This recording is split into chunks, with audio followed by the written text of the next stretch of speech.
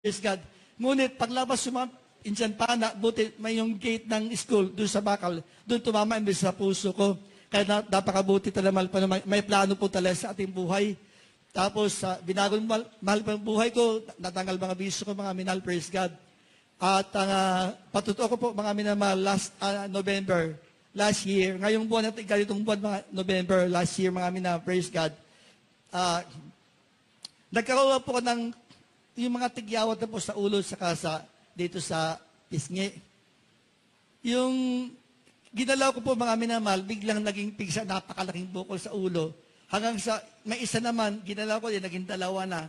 Hanggang sa nagkakaroon din po ako dito sa pisngi, mga minamahal, praise God. Ginalaw ko din, kasi gusto kong mawala. Lumaki sa mga minamahal, napakalaki na halos kalahati ng mukha ko ay talagang namamaga, pati mata ko dito, talagang maga-maga, dalawa sa ulo, dito,